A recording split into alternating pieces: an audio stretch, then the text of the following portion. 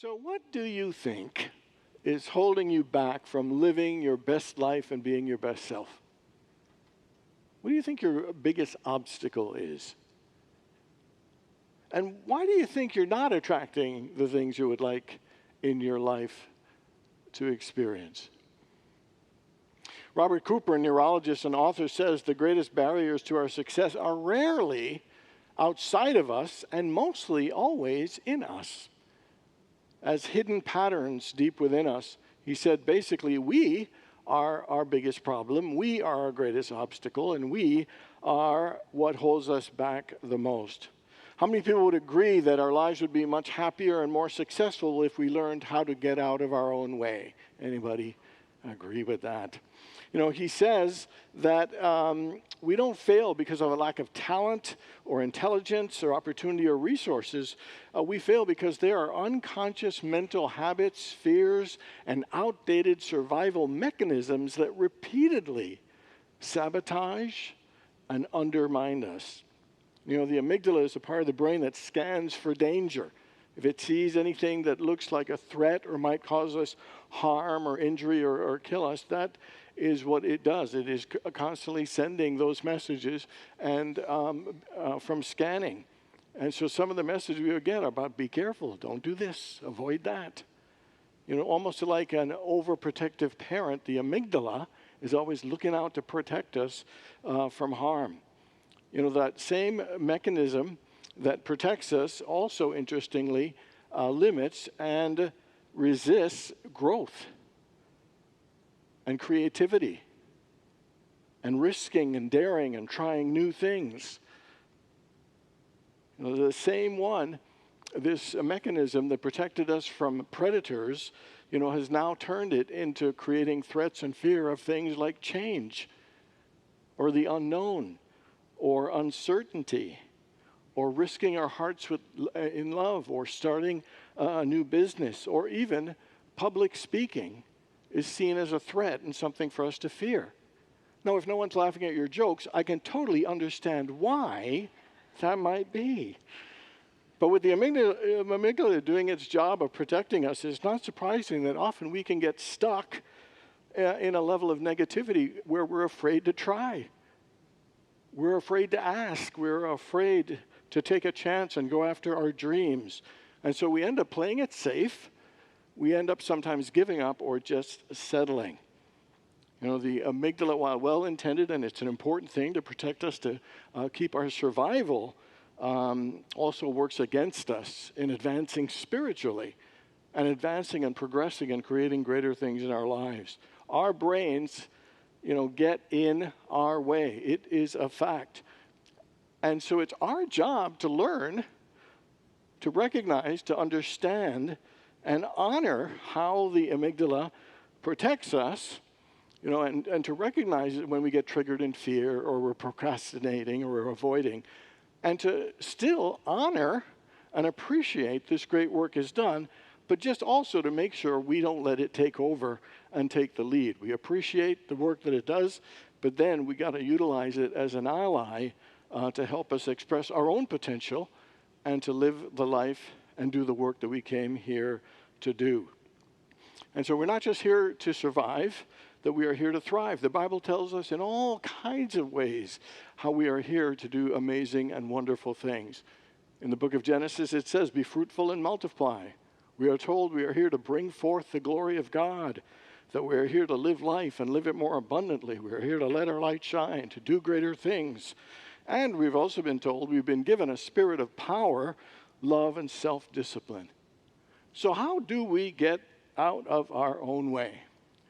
So today we started a 3-week series called How to Get Out of Your Own Way by Robert Cooper. And to find balance and not be fighting ourselves or being dominated, you know, by these fears. You know, to find that place of balance and harmony between our brain and our spirit and our intentions so that we can create synergy, harmony, and unity. This morning we're going to look at 2 ways that we can maximize our power and potential and how to get out of our own way. The first one is direction.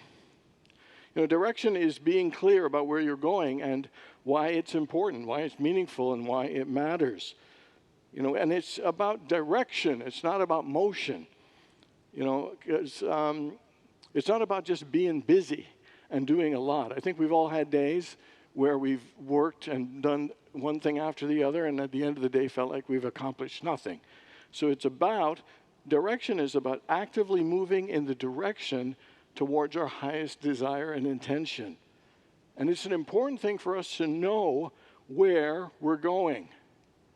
The great American philosopher Yogi Berra said, if you don't know where you're going, you might end up someplace else. But my favorite one, the more sensible one, is by a guy named Leonard Roy Frank, and he said, the world clears a path for those who know where they're going and are determined to get there.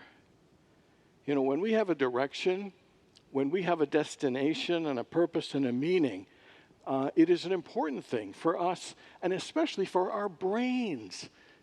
Because when we have a destination, when we have direction, the brain kind of automatically starts filtering information and notices opportunities that are out there that support our vision. It allocates energy and attention towards relevant goals and creates neural pathways. Let me give you an example. Remember when I mentioned about habits, and one of the best habits in the world is to make up your bed? And here's why. Because to start our day, when we make up our bed, we go from something disorderly and messy to something clean and orderly. When we make up our bed, and that's the first activity, we already feel like, wow, a sense of accomplishment.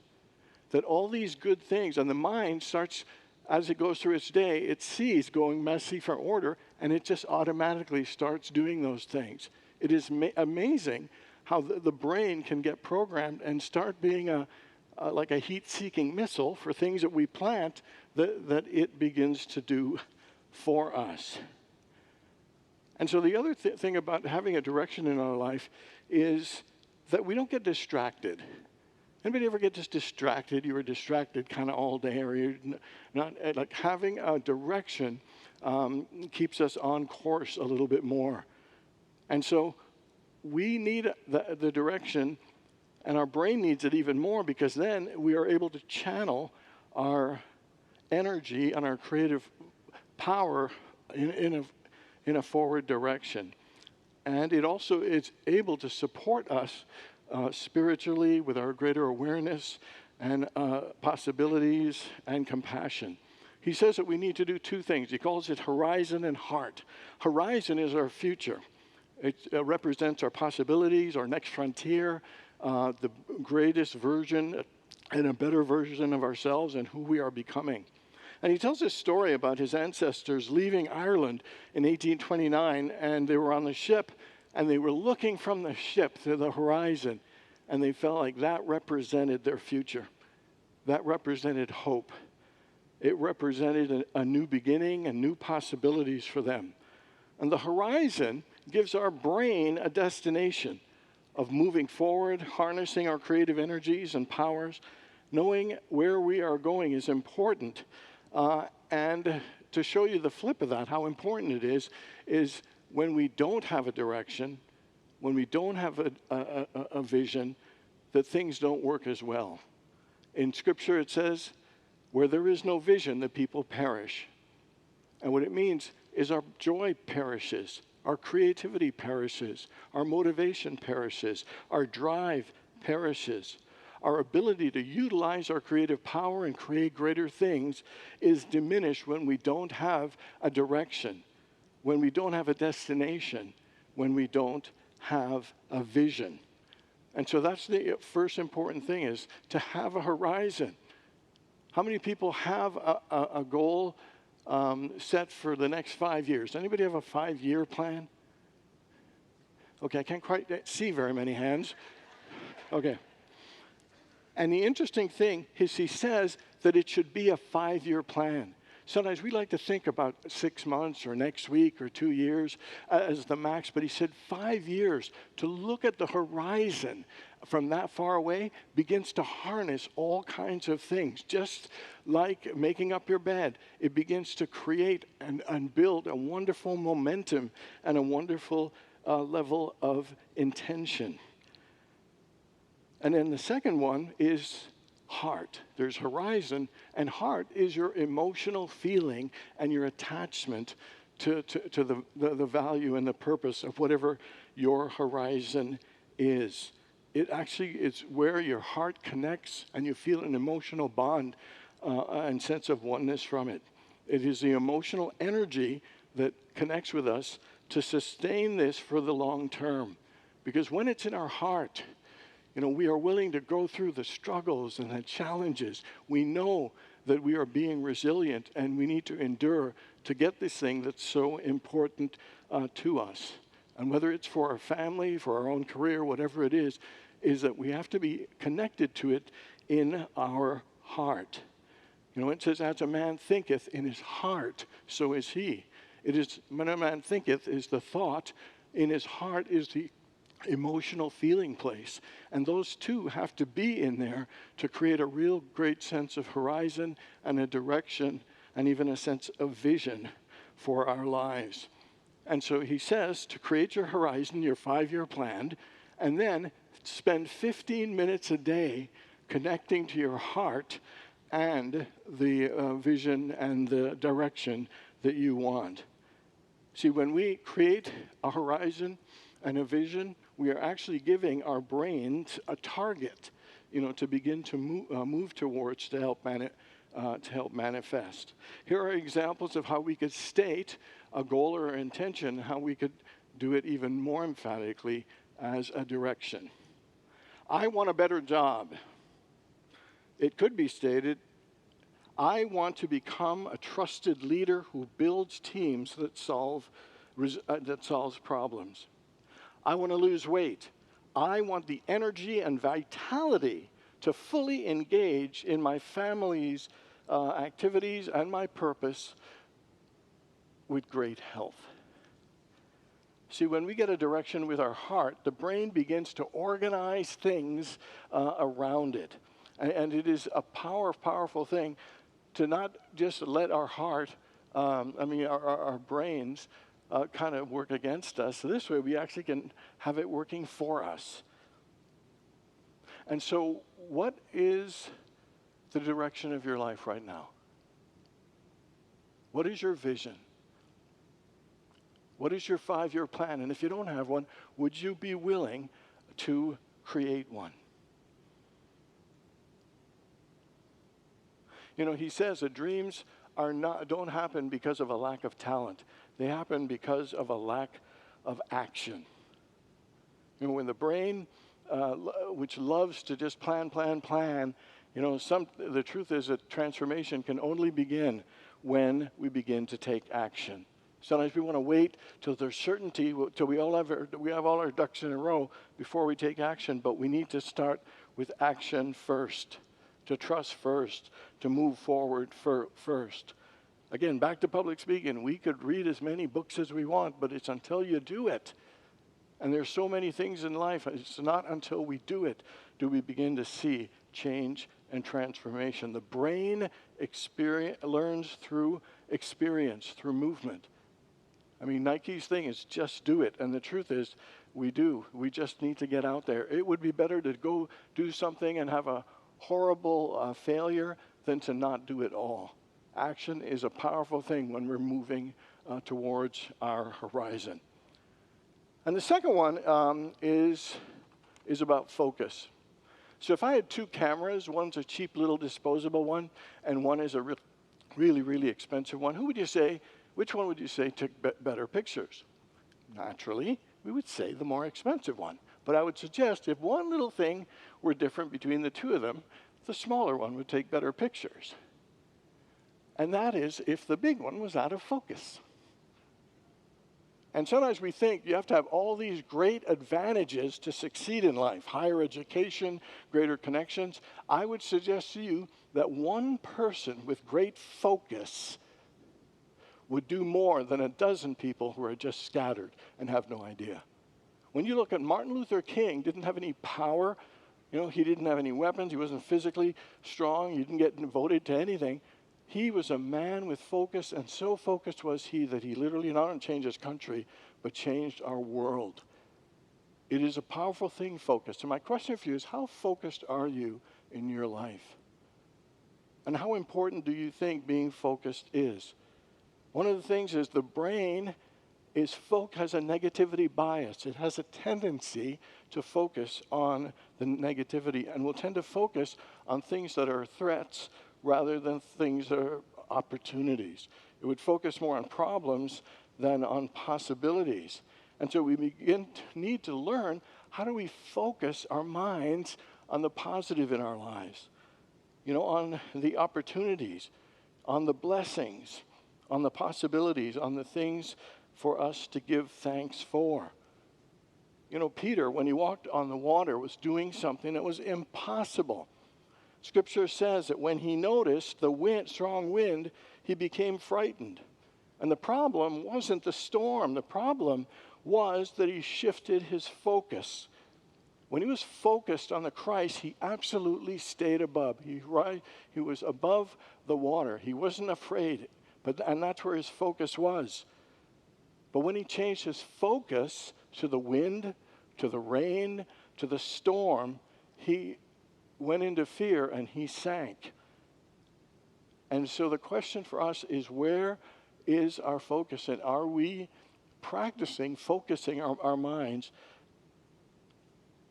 In Colossians 3, verse 2, it says, set your minds on things above, not on earthly things. And so the first thing we need to learn and do focusing with is to focus on God, to focus on Spirit, to focus on our oneness, to focus on our divine essence within ourselves. One of the things he said that creates success, he said it only takes 15 minutes of focused intention every day on connecting our heart to our horizon.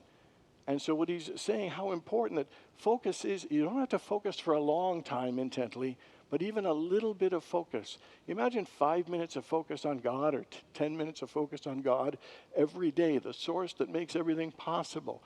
What a difference it would make in our lives. Just even thinking of focusing on the positive or possibilities or opportunities, what greater difference would a spiritual focus make the difference in our lives? And sometimes we focus on not messing up, focus on not making mistakes, focus on this, and that doesn't get us very far in life. We need to look at the focus of the actions and ask ourselves, what is the best thing I can do today? What is the most important thing I can do today? And how about this question? What would yourself in the future tell yourself to do today that would be the best thing for you? Charles Fillmore said that your mind is a great and powerful gift, but the most important thing we need to do with it is to have it be guided by Spirit. He said the mind is a wonderful servant, but it's not a very good master.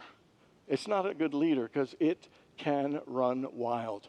One of the things about all high performances, they seem to have an exceptional ability to lock out distractions and stay focused on their purpose, stay focused on what they need to do.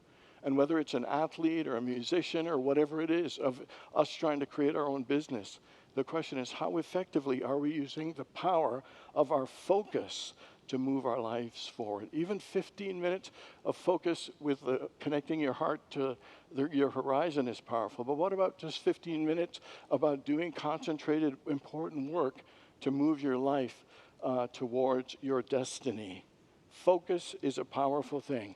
And the question is, are you willing to utilize that focus?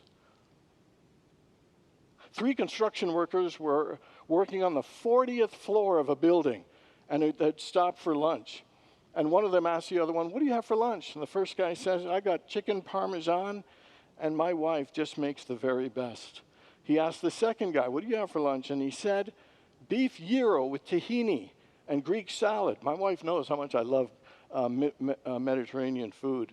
And then they both ask him, what do you have? And he says, I got peanut butter again, a peanut butter and jelly sandwich.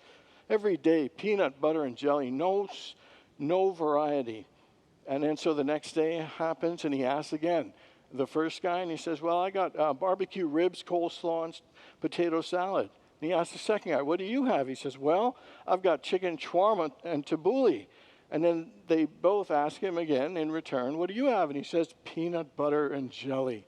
Oh my God, I hate peanut butter and jelly so much. I'm going to jump off. If I have this again tomorrow, I am going to jump off of this building. And the guy said, whoa, take it easy. He said, why don't you just ask your wife if she could make something different? And the guy says, wife? I don't have a wife. I make my own sandwiches. Focus. And the truth is, we make our own lives. You know, even with the brain kind of working against us, it is still our choice. It is our call. It is our decision. I found a wonderful quote by John Shedden. It says this. He said, ships are safe in the harbor. But is that what ships are made for? And every one of us can be safe. Play it safe. Never risk. You know, don't ever come out of our comfort zone. We could do that. But is that what we are made for? Jesus said he came that we may live life and live it more abundantly. That we're here to bring forth the glory of God. There is so much that we are all here to do and to express. And even with the amygdala working against us, we have such incredible power, such incredible potential to do amazing things. And so the question is, are you willing to create a direction for yourself, to create a horizon that at least 5 years apart and engage your heart in it? And are you willing to create a focus, to focus on God for 15 minutes every single day, and to focus your mind and your activity on the direction that you want to move forward through? You know, I think this message is really about how do you master the power of your attention and your focus. It is through using your direction and focus, because that's the first step in how to get out of your own way. God bless you all.